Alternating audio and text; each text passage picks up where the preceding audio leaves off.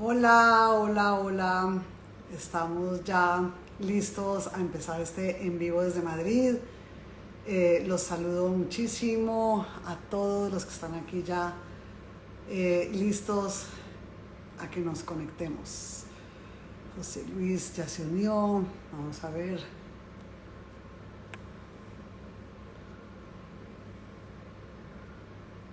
Vamos a ver, José Luis, acá está.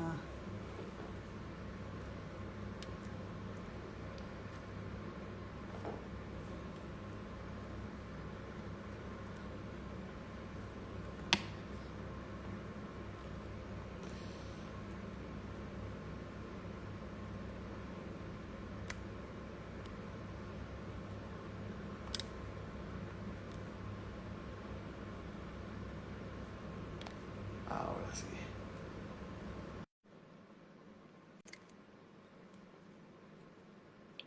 Le acabo de mandar la invitación a José Luis. ¡Hola!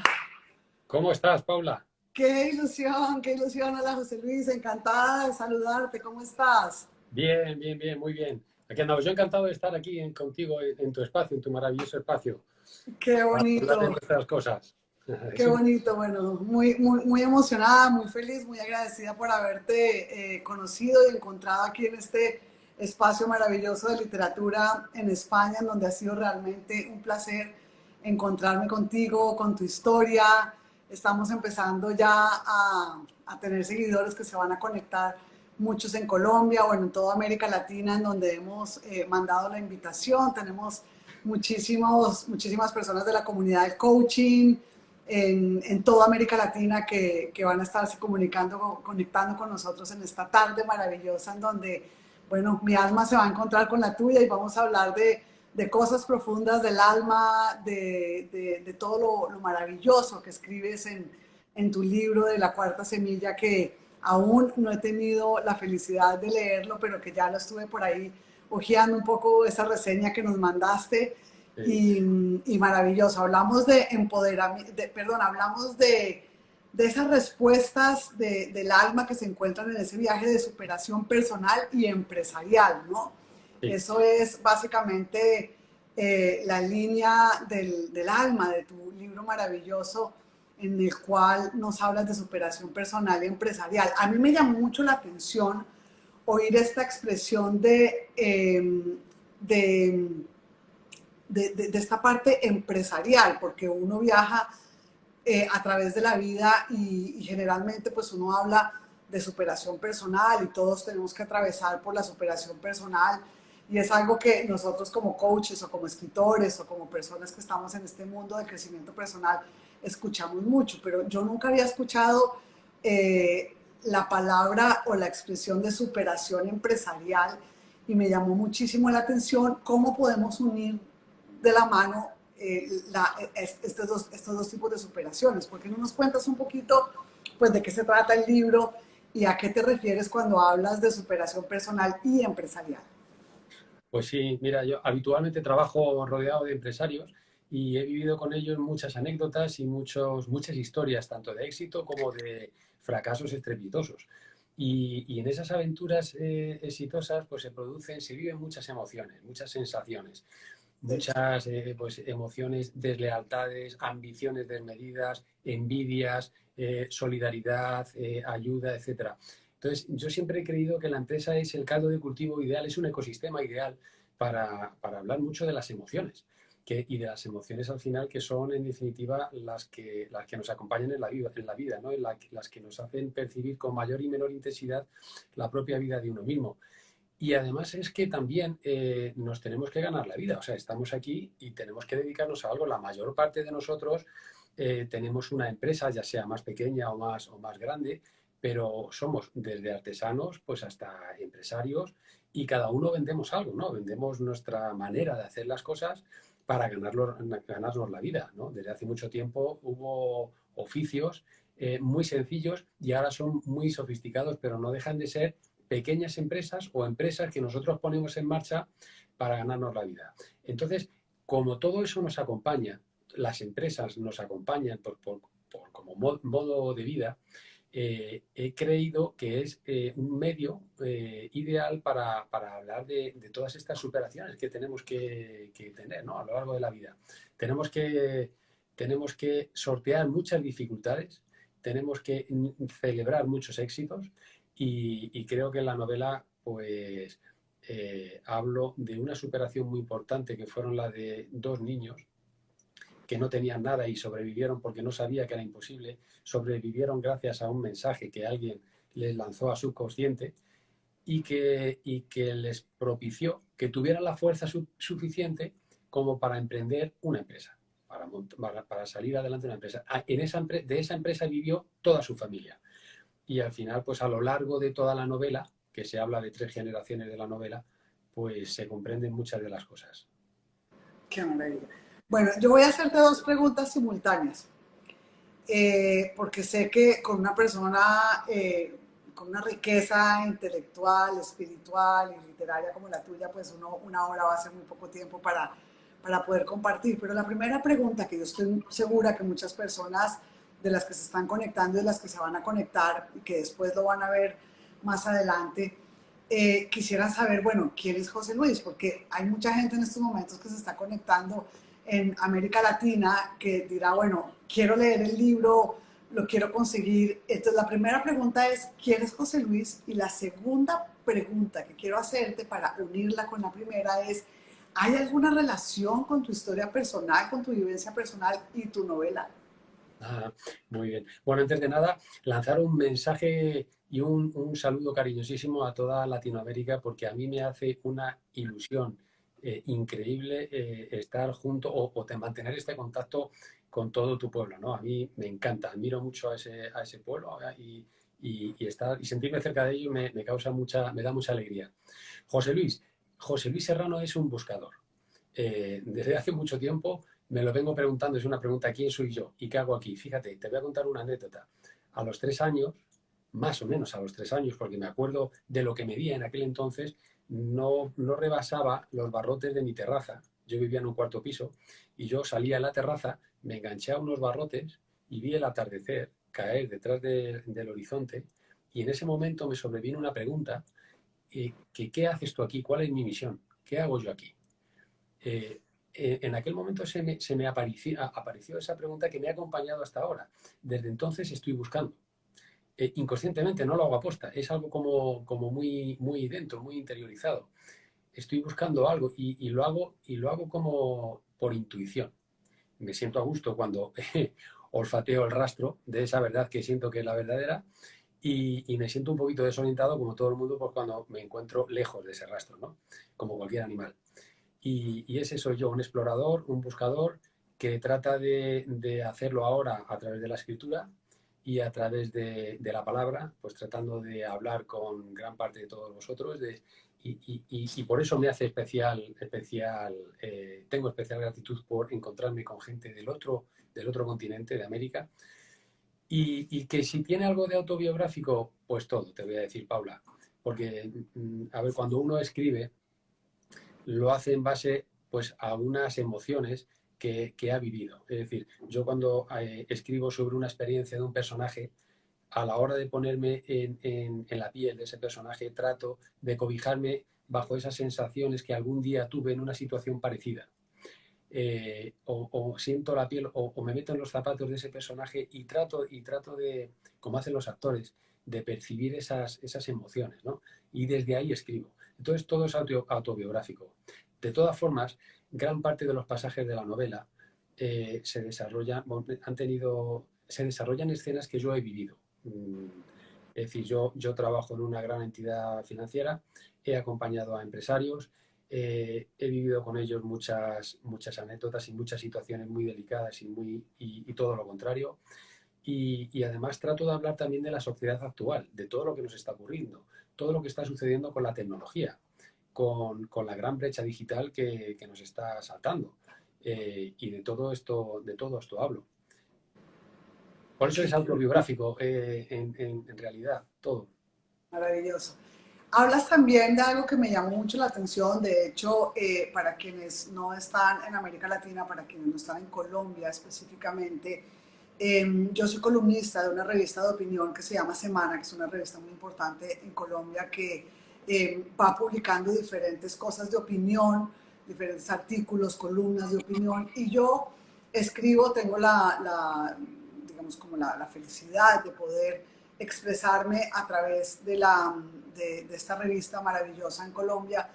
em, con mis artículos cada 15 días. Y yo estuve en una charla tuya acá en Madrid en la cual hablaste de la importancia de contar historias, de contarnos historias a nosotros mismos, de cómo nosotros le contamos nuestra historia a los demás.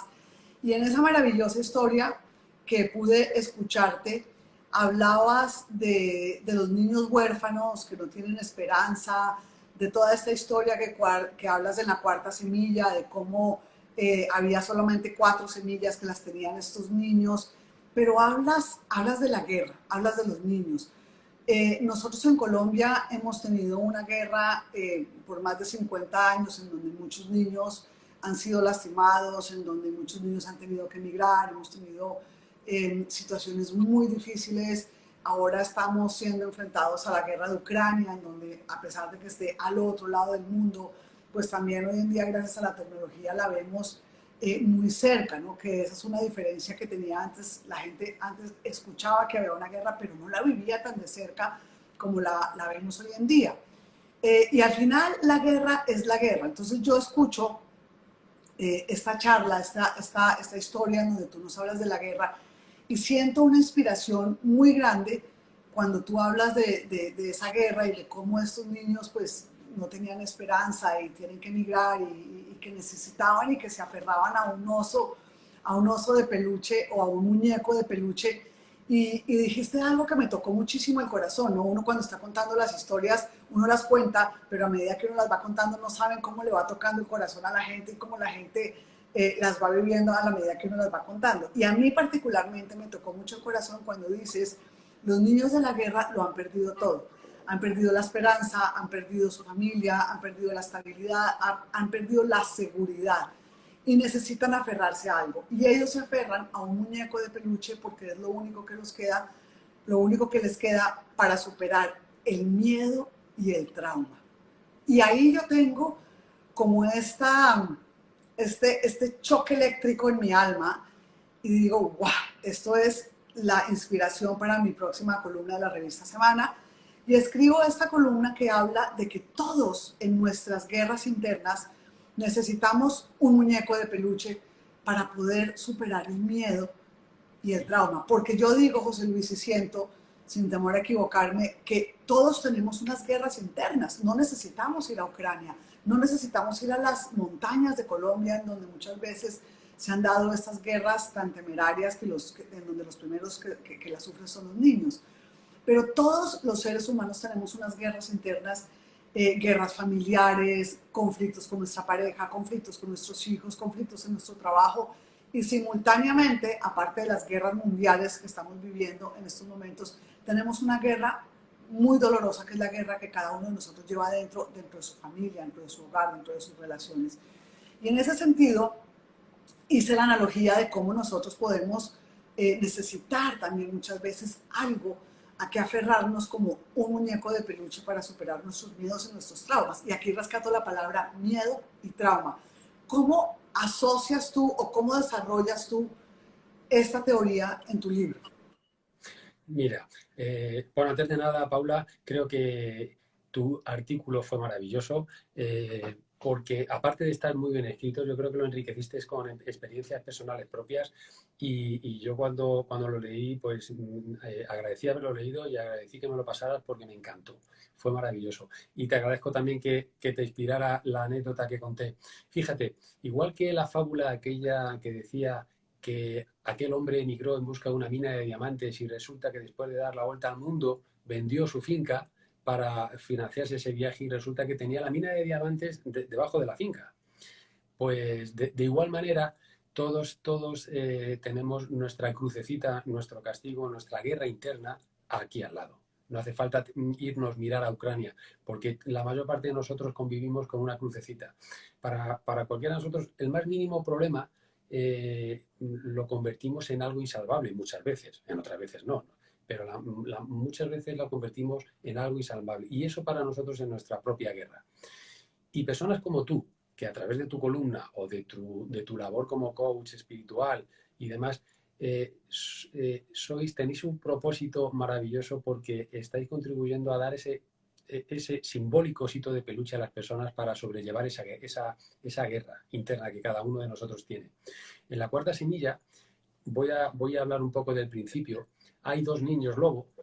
Niños lobo fueron aquellos niños que en la Segunda Guerra Mundial quedaron desprotegidos, quedaron huérfanos, no tenían dónde ir, perdieron su ropa, su comida, todo, y tuvieron que surcar toda Europa.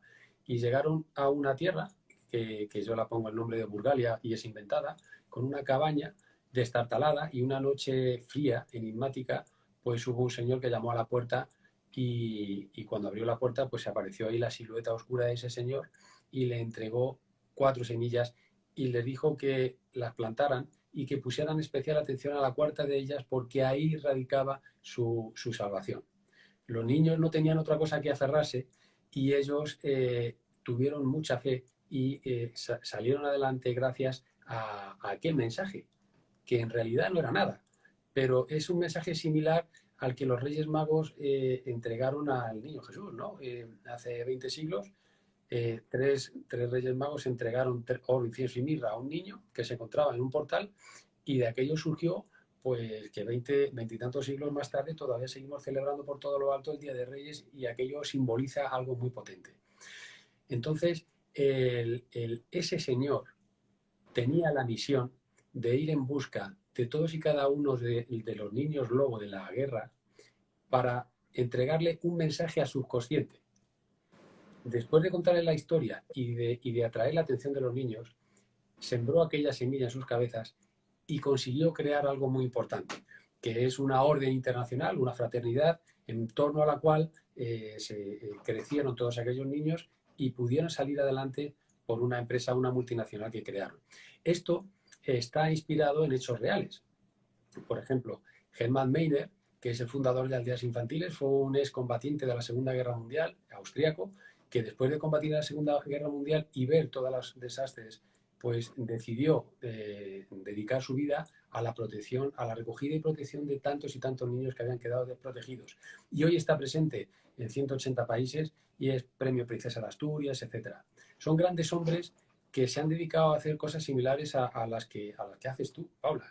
Sembrar una semillita en el subconsciente pues para entregar ese muñeco de peluche que vemos ahora mismo en los telediarios que entregan a esos niños ucranianos al cruzar la frontera, ¿no? Ellos llegan desamparados, cansados, arrastrados, abatidos. Y cuando cruzan la frontera hay un Igor, que es el personaje de mi novela, que es un héroe que le entrega un muñeco de peluche y al niño se le enciende la mirada. Se le enciende la mirada y dice, hay esperanza, esto es Disneylandia. Me han entregado un muñeco de peluche y eso es una razón muy potente para vivir, que les da mucha energía para el resto de su vida. Eso es un poco lo que he querido plasmar, Paula. Qué bonito, maravilloso, maravilloso. Yo estoy aquí ya saludando a las personas que se han ido conectando y quiero pedirles también que participen, que nos hagan preguntas, que aprovechemos y le hagan alguna pregunta a José Luis por acá, por el chat y yo se la transmito. Y vamos saludando, bueno, acá entró Federica, Susana, Isabel, bueno, todas estas personas que te están saludando. Y vamos a invitarlas a que te hagan preguntas, a que participen también aquí de nuestra comunidad para que si quieren saber alguna cosa de cómo escribiste el libro o cómo te inspiraste, vamos a darles este espacio para que por el chat me hagan preguntas y mientras tanto vamos a seguir conversando tú y yo. Vamos a hablar entonces ahora de tu faceta como escritor, porque es una faceta que compartimos los dos y que bueno, yo no sé tú, pero yo no estudié literatura, ni me preparé para esto, ni estudié letras, es algo que simplemente nos brota del alma y aquello que nos va brotando de nuestra sensibilidad como seres humanos lo vamos plasmando en lo que escribimos. ¿Cómo ha sido esa experiencia desde que te dijiste a ti mismo, voy a escribir un libro, lo voy a plasmar, lo voy a publicar? ¿Será que a alguien le interesa leer mi libro? ¿Será que a alguien no? ¿Será que este libro es relevante? ¿Será que no? Ese trasegar que muchas veces tiene ansiedad, tiene temor, tiene inseguridad, hasta que finalmente ves tu libro publicado, te firmas con una editorial maravillosa. ¿Cómo fue ese recorrido? Y sobre todo para las personas que dicen, algún día quiero escribir un libro, pero ¿por dónde empiezo? De hecho, tengo aquí una de las personas que nos está escuchando en nuestra comunidad que es una maravillosa persona dedicada a la gastronomía y dice, yo quiero escribir un libro de cocina, pero ¿por dónde empiezo? Entonces, eso que nos apasiona, eso que nosotros queremos plasmar, ¿cómo hacemos nosotros para dar ese brinco, ese salto al vacío y empezar a escribir un libro? ¿Cuáles fueron tus momentos más difíciles y tus momentos de gloria en ese trasegar? Mira, muy bien.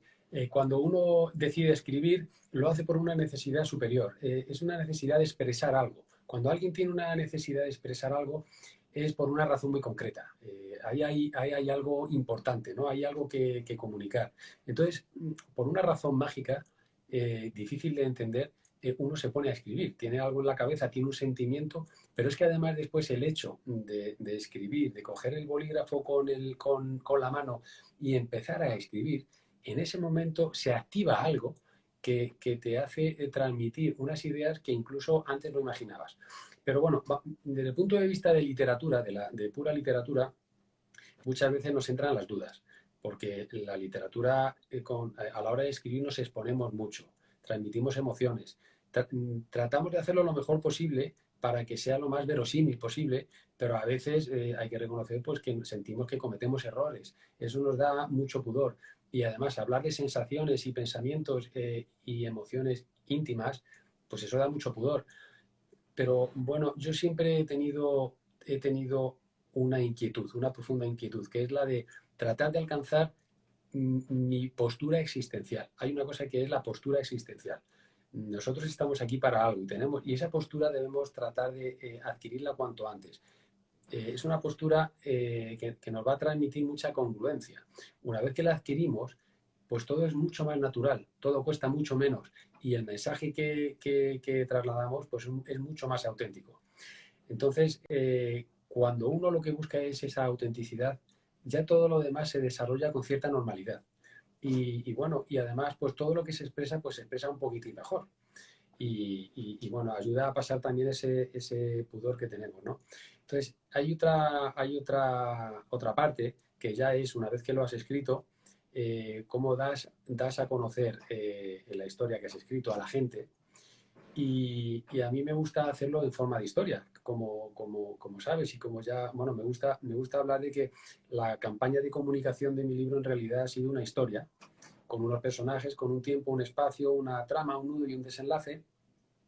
Y así me lo he tomado. Eso sería escribir sobre esa campaña de divulgación sería maravilloso también, porque no deja de ser una historia con un protagonista que en este caso yo he querido que sea en primera persona. Y después, pues todos tenemos, Paula, cosas que sentimos que hay que contar, que hay que trasladar. Y eso nos da mucha fuerza, eso nos da mucha seguridad. Tú tienes tu verdad y cuando hablas de ella, se te nota. Hablas a la gente con mucha seguridad, con mucha rotundidad, porque crees profundamente en ello. Y eso lo transmites a la gente. La gente dice, ole, eso está resonando en mí, porque lo está diciendo de una manera que genera mucha energía. Y si son cosas edificantes, y yo creo que nosotros hablamos de cosas edificantes, pues eso a su vez nos da mucha seguridad y como que perdemos todos los miedos que nos vayan surgiendo.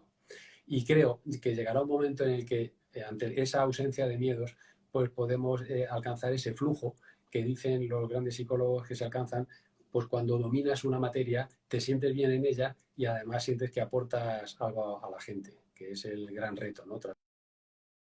Hacerla un poquito más. Aquí te pregunta Angélica, José Luis, ¿tuviste algún momento en el que pensaste desistir de la historia? Sí, sí, sí, sí, eso asalta a cada uno. Sobre todo, esta es la segunda novela que escribo y después en mi blog, joseluisserrano.com, suelo escribir a menudo. Unas rachas me entretengo más por otros motivos, pero suelo escribir a menudo. Hay momentos en la vida en los que todos nos desnortamos, como las brújulas, que pasan al lado de algún centro magnético, se desnortan y se quedan un poquito y bueno, y ahora que escribo no siento ganas, etcétera. No percibo esa inspiración. Sin embargo, yo he leído mucho también sobre cómo mantener esa perseverancia a la hora de escribir y ser de alguna manera algo productivo. Y algo productivo y tratar de conseguir escribir algo que pudiera en algún día llegar a ser bello. Por ejemplo, a mí me da mucha ilusión escribir un cuentecito bonito, un cuento, un buen cuento, que es algo pequeño, pero que en realidad transmita cosas interesantes, ¿no? Eso es mi gran desafío. Entonces entran ganas de abandonar. Sin embargo, con la práctica uno va encontrando esos artificios mediante los cuales permanecer, cueste lo que cueste. Y una vez que los pones en marcha, te das cuenta que gracias a esos artificios, para permanecer, vas mejorando en calidad. Y vas mejorando en cantidad, por supuesto, y en calidad. Y eso va haciendo el oficio, ¿no? Que se llama al escritor. Ese es un gran desafío. Además, esto de escribir tiene algo muy bueno, que es que con el tiempo uno se va haciendo mejor. Fíjate, en el resto de artes no hay niños, es decir, en el resto de artes hay niños que suelen ser niños maestros, niños genio, grandes pianistas, pintores, son gente joven que son grandes genios, que tienen un don especial y demás. Pero en el arte de la literatura no suele haber niños genio, porque para escribir bien se necesita lo principal, haber vivido muchas experiencias, haber sufrido mucho y haberte encontrado en la vida con dificultades que hacen que cuaje, que tu personalidad cuaje, que tu alma se convierta en un diamante, que es cómo lo enfocas tú, que me parece maravilloso. Tú sabes perfectamente mejor que nadie que el diamante se cuaja ante determinadas condiciones de presión y cristaliza Temperatura. y temperatura y cristaliza. Pues lo mismo pasa en el alma humana. Un buen escritor, una buena novela de un buen escritor siempre se hace en su época de madurez. Qué lindo, qué lindo. Leonor te pregunta, José Luis, ¿qué encontraste al finalizar tu novela? Al final Al finalizar tu novela. al finalizar, ¿qué encontré? Bien. Leonor, gracias por estar ahí, que es una gran escritora también y sobre estos temas de alma, espiritualidad y verdad. Y tiene un libro, que acaba de sacar un libro maravilloso que se está divulgando muy bien. ¿Qué encontré? Encontré eso que encuentra el gallo, la gallina cuando pone un huevo. Y suena rica, pero esa paz de haber hecho un trabajo, de haber creado algo, que es una paz fisiológica y espiritual, y por el solo hecho de haber hecho algo, ¿no? Es decir, uno no pretende, uno suele tener al principio algún sueño de grandeza, pero enseguida se le desmorona, lógicamente, y se queda un poco la expectativa de cómo lo acogerá la gente. Y entonces, poquito a poco, cuando la gente te va hablando, el público te va hablando de tu novela, y vas viendo que encuentran cosas maravillosas, muy peculiares, que tú ni siquiera habías sospechado, te das cuenta que no has escrito una novela, sino que has escrito una novela por cada lector que ha leído tu novela. Y entre todas esas interpretaciones de tu novela, porque está cuajada de simbología, salen muchas historias y un denominador común, que es la verdad que tú has conseguido transmitir y que está compuesta por muchísimos matices de muchísimos lectores.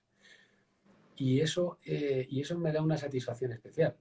Haber construido casi un poco colaborativamente, haber puesto en un germen de algo que entre todos después se ha creado.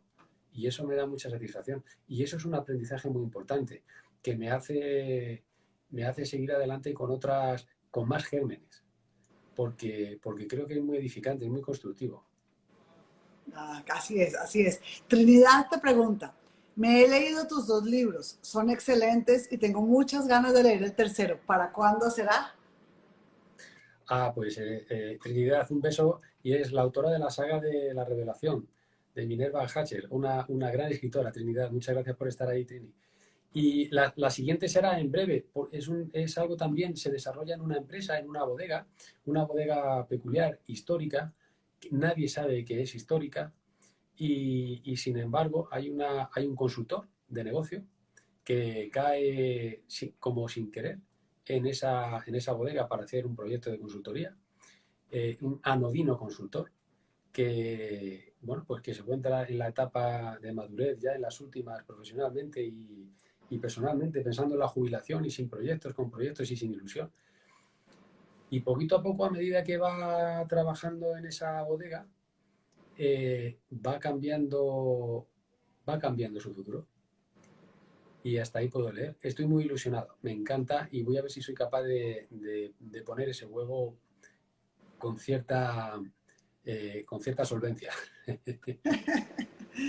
¿Te ha pasado que muchas veces, como a mí, nos encontramos enfrente de esa página en blanco y quedamos así como, ¿y ahora qué escribo? ¿Y ahora qué cuento? Como que ese síndrome de la página en blanco que a veces nos embiste a nosotros los escritores, y cómo lo has superado. Sí, eso es, Paula, eso es terrorífico y es muy angustioso, es muy frustrante. Pero solamente hay una manera. Yo he llegado al convencimiento y he leído muchas biografías, muchas autobiografías de muchos grandes escritores y les he escuchado en muchas entrevistas y en muchos vídeos. A Mario Vargas Llosa, a muchos, muchísimos, todos dicen que se supera poniéndote delante de la página en blanco y escribiendo. Y escribiendo cada día y teniendo un horario. Bueno, y a fuerza de escribir se sale siempre. Es verdad que uno cuando empieza no se siente bien porque no se siente con esa inspiración que nos gusta tener a todos, pero curiosamente en mi caso, cuando me siento con esa inspiración, escribo bastante peor que cuando escribo sin inspiración, un poco forzado. A partir de ahí empiezan a salir cosas, curiosamente, que las voy aprovechando como si fueran retalitos, voy utilizándolos, voy juntándolos y al final salen cosas muy, muy, muy chulas. Pero esa fuerza de estar y de permanecer, pues como casi todo en la vida. Hay gente, todos nosotros, cuando tenemos serias dificultades, nos abatimos y siempre sentimos ganas de abandonar en cualquier momento de la vida. Y la única manera de superarlo es afrontándolo. Y así es todo. Y a medida que lo vas afrontando y vas dando un pasito, tú lo sabes mejor que nadie también, pues tu motivación va creciendo y vas notando que ese camino va avanzando y al final suele producir cosas solventes. Así es, yo ahora que te escucho hablar y escucho tu narrativa sobre esas experiencias, yo te comparto una experiencia muy fuerte que tuve el día antes de mi presentación de mi libro en la Feria del Libro de Bogotá, en donde tenía que dar una conferencia presentando mi libro. Y bueno, tenía un auditorio muy grande, tenía muchas personas que iban a escuchar sobre mi nuevo libro. Y yo esa noche tuve eh, como la noche oscura del alma, ¿no? Como esa noche oscura del alma en donde yo decía, ¿será que lo que yo estoy escribiendo sí le va a llegar a alguien? ¿Será que esto que estoy escribiendo sí será relevante? ¿Será que esto le va a alimentar el alma a alguien? Y tuve como una tristeza, recuerdo que lloré mucho, recuerdo que tuve muchísimo miedo de presentar este libro en la Filbo. Y en esos momentos es cuando uno, en mi experiencia, te vacías de todo ese dolor, te vacías de toda esa angustia, te vacías de todo ese temor de decir, Dios mío, ¿será que voy por el camino correcto? Pero ya tu libro está terminado, ya tu libro está listo para presentarlo. Y es ese momento en donde, sabes, como esta parte humana te embiste y te embiste el miedo y el temor. Y yo creo, y no sé si a ti te ha pasado, que cuando tocamos ese fondo de vulnerabilidad, ese fondo de temor, ese fondo de no saber qué hacer con nuestro manuscrito, y de pronto o ya está terminado o lo vamos a presentar a una editorial, para mí ese es el momento sagrado como de el momento más poderoso en el cual sale el extracto, sale todo ese jugo de nuestro trabajo. Y a mí me pasó porque después de que presenté mi libro en la Feria del Libro en Bogotá, llegué a Madrid y llegué muy perdida con una maleta llena de libros, de todos los libros que he presentado. Y ahí es cuando te conozco, me empiezo a conectar con un montón de escritores acá en España, me empiezo a conectar con gente que ya ha publicado, y finalmente empiezo como a encontrarle ese valor a todo ese trabajo que he hecho por muchos años y empiezo a decir, todo esto tuvo un sentido. Y el mensaje que quiero compartirles y que estoy segura que José Luis lo comparte conmigo es, no se desanimen, la invitación es a nuestras comunidades a escriban, escriban, escriban, porque siempre hay almas afuera en el mundo que están esperando por ese mensaje. Si nosotros los escritores nos desanimamos, si nosotros los escritores nos apagamos o dejamos apagar esa llama que cada uno de nosotros tiene adentro, por miedo de que no nos van a leer o de que nos van a criticar o de que no les va a gustar lo que escribimos, no habría escritores, porque todos tenemos que atravesar por esa noche del miedo, del dolor, de la angustia, de no saber si lo que estamos haciendo es correcto o no. Yo llegué finalmente a Madrid y ya estoy empezando a tocar puertas, estoy empezando a buscar cómo publicar otra vez un poquito como empezando de cero mis libros acá en España. Entonces, la invitación un poco que queremos hacerle José Luis y yo es continúen con sus historias, con lo que quieras escribir, de lo que quieras escribir. Hay muchas almas afuera y sobre todo ahora que estamos viviendo en un mundo vertiginoso, en donde tenemos miedo, en donde todos tenemos sed de alimentarnos espiritualmente, de crecer, de nutrirnos. Es el momento, para mí es el momento sagrado para los escritores, porque es el momento en el cual podemos entregar a nuestros lectores y a todas esas personas que nos acompañan en el camino nuestras experiencias para que a través de ellas las otras personas puedan salir adelante, inspirarse, cambiar sus vidas y convertirse en mejores personas. Por supuesto.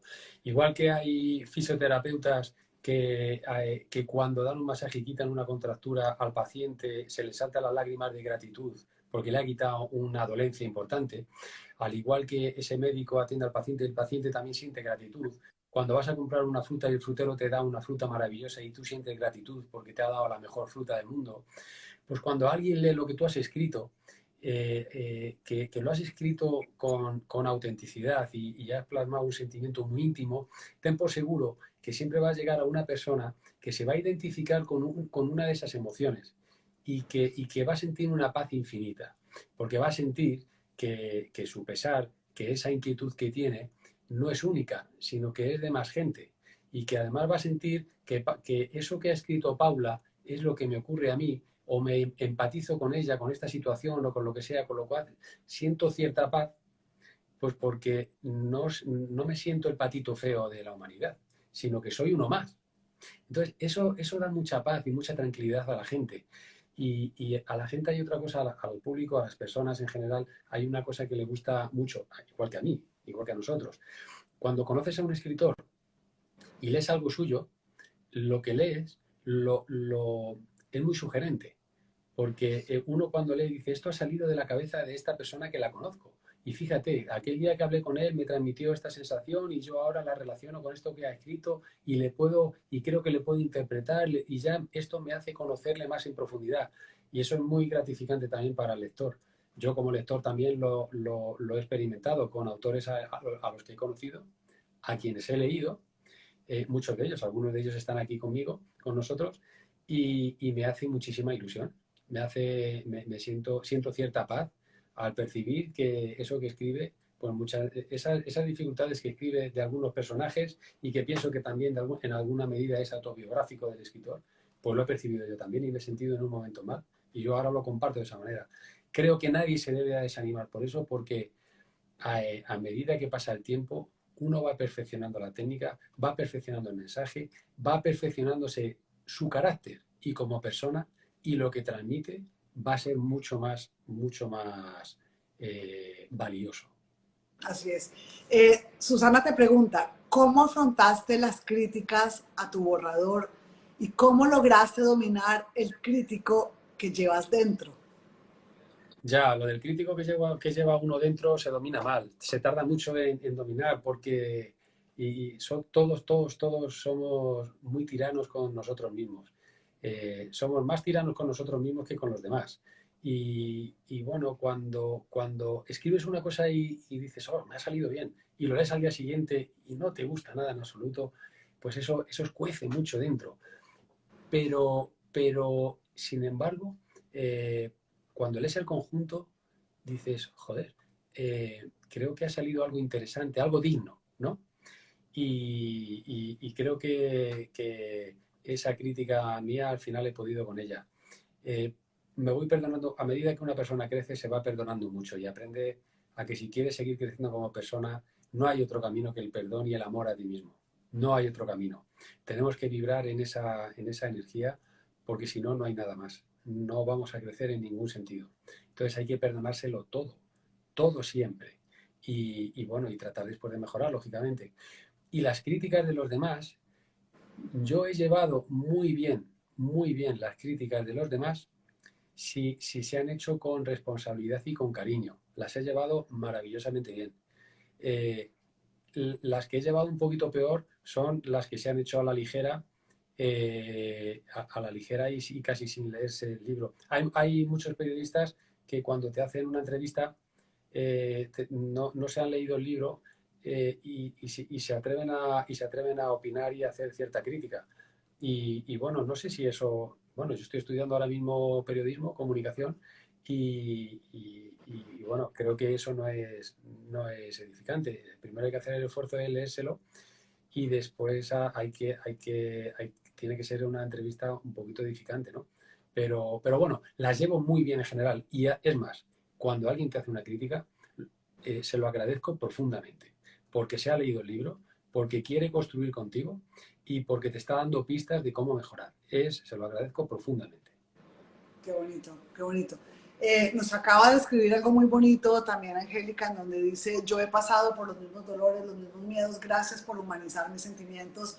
Sí, y es verdad, porque muchas veces las personas nos ven y dicen, bueno, este escritor maravilloso que publicó ya su libro, que atravesó por ese umbral del miedo, del dolor y que finalmente su novela fue publicada.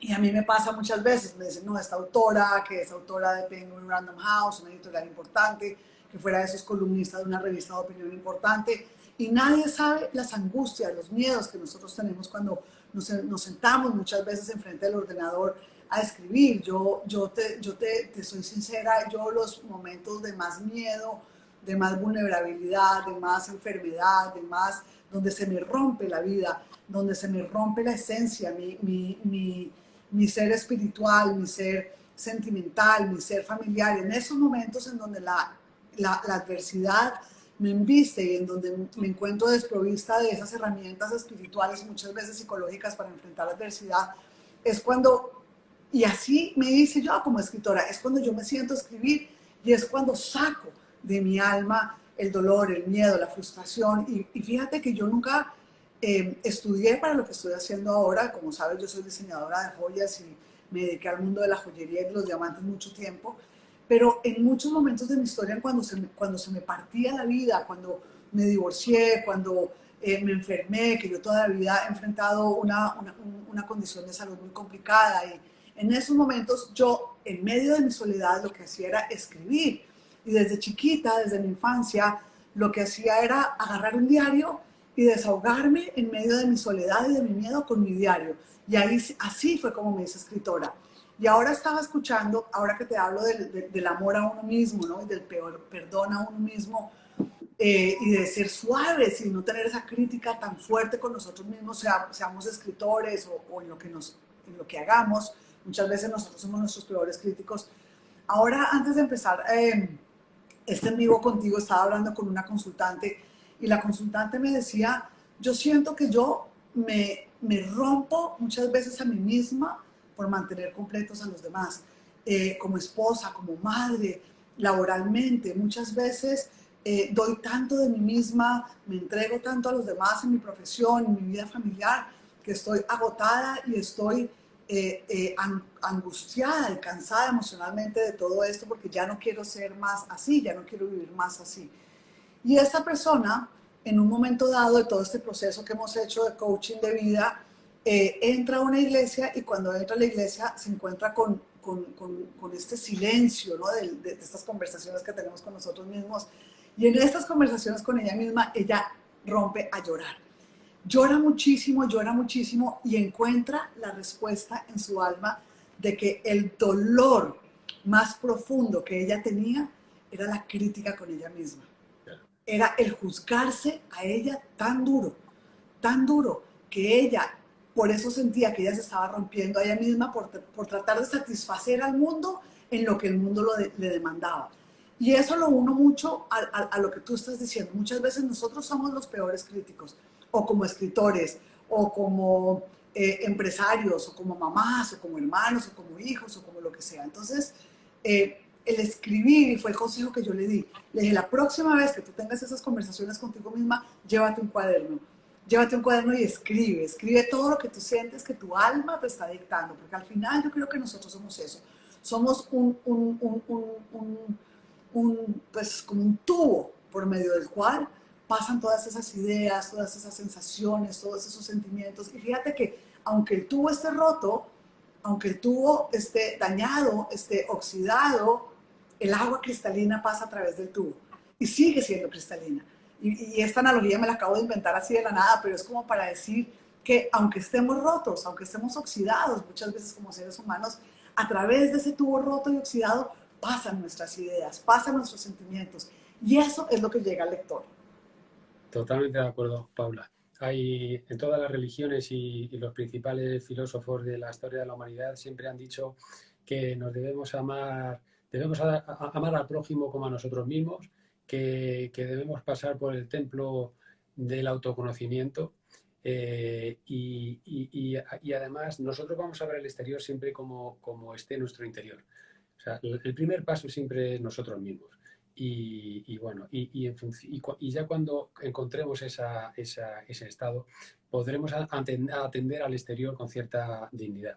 Y cuando encontremos esa misión, pues uno va a ser transversal con esa misión a lo largo de todo lo que haga en la vida. Por ejemplo, tú siempre vas a ser una diseñadora de diamantes.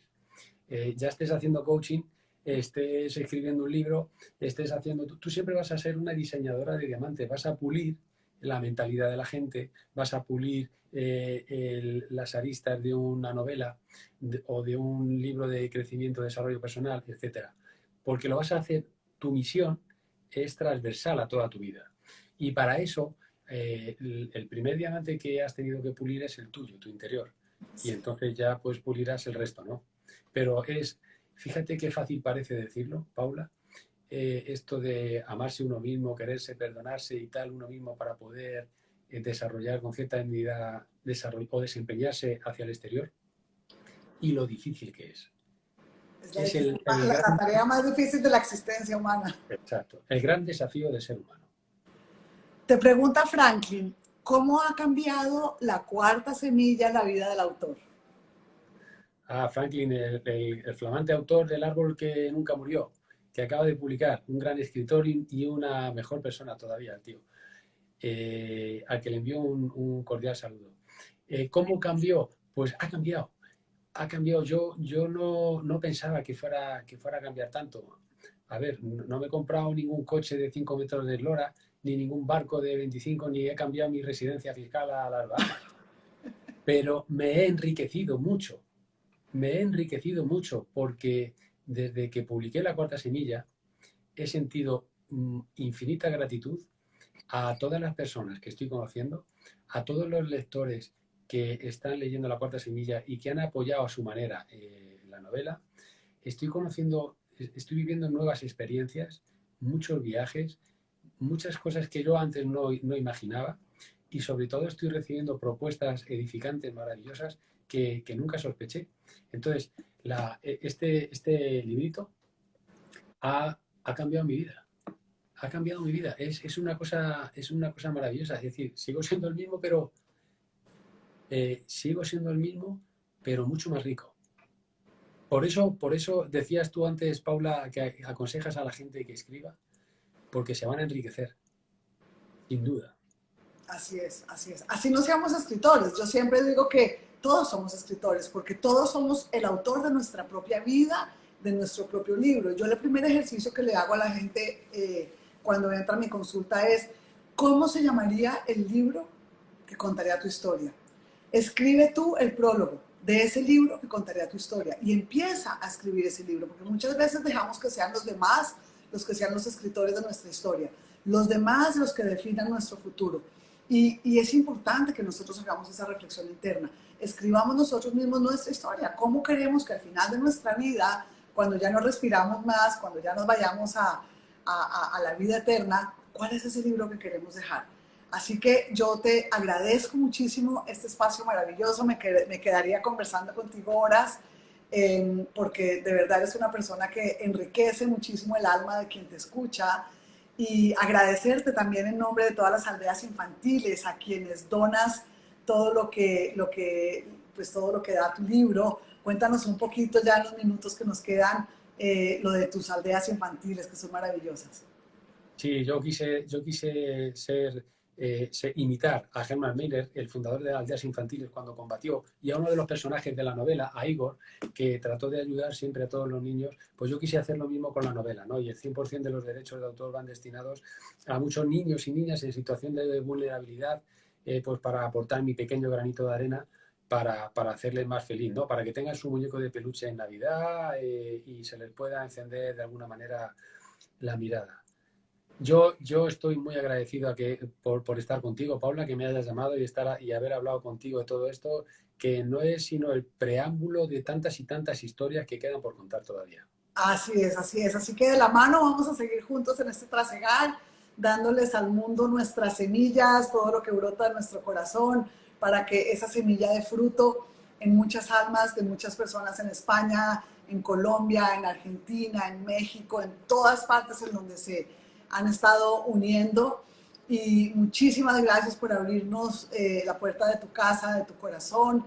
Quiero invitarlos a que todos los miércoles a esta hora, 12 del día hora Colombia, y 7 de la noche, 7 de la tarde, como dicen acá en Madrid, hora de España, vamos a tener estas entrevistas, estos conversatorios con maravillosos escritores, con coaches, con personas que han aportado esa semilla por construir un mundo más humano. Así que esa es nuestra tarea espiritual, esa es nuestra misión, que juntos, poquito a poquito, vayamos juntando nuestras semillas que brotan de nuestra alma para que den fruto y crezcan árboles maravillosos en corazones y en almas de personas que lo necesitan, que están sedientas de esa semilla para poderse sanar, para poderse reinventar. Y los que son escritores, ánimo a escribir, a seguir este ejemplo maravilloso de José Luis, el ejemplo que yo he tratado de darles a través también de mis escritos, y no se pierdan este espacio todos los miércoles en el cual vamos a tener invitados maravillosos para compartir nuestras experiencias y para eso, plantar esa semillita que cada uno de nosotros tiene en su corazón para que dé frutos en otros corazones. Muchas gracias, te mando un abrazo muy fuerte, espero ir algún día a Toledo a visitarte, y ya saben, escríbanle a José Luis por el interno, escríbanle en su Instagram para que puedan preguntarle, conectarse con ellos, ir a visitarlo en Toledo el día que vengan a España.